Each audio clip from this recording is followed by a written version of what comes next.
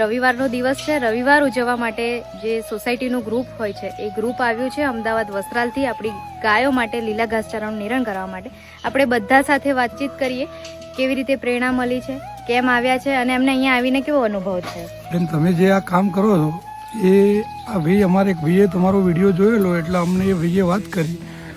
અમે ભંડોળ ભેગું કર્યું હતું 15,000 રૂપિયા.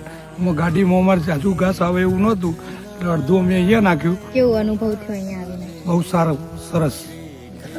જીગર પટેલ થાય એટલી યથાશક્તિ સેવા કરીશું. તમે જે આ સેવા આપી રહ્યા છો હમણાં આવી સેવાનો લાભ મળે છે એ બધા સારું છે.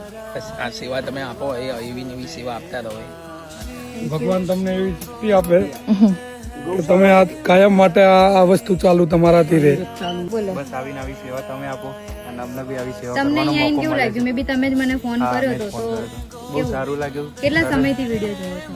છેલ્લા બે મંથથી વિડીયો જોઉં છું અને સેવા કરવાનો આનંદ હતો. આજે પૂરો થયો. બહુ થેન્ક યુ. બોલો.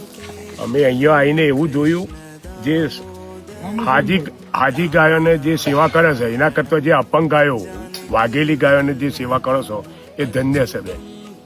મારું નામ જગદીશ પટેલ છે બેન, પણ તમે જે સેવા ફાળવી રહ્યા છો એવી તો અમે સેવા ફાળવી શકતા નથી, પરંતુ જે હેલ્પ થતી હોય અમારા તરફથી એવી ગાયોને અમે સેવા માટે યથાશક્તિ પ્રમાણે ઘાસચારો યા તો કોઈ દવાની કોઈ જરૂરિયાત હોય તો જે પણ થશે એવી કોશિશ કરીને અમે અહીંયા હેલ્પ કરીશું અમારા દિલથી.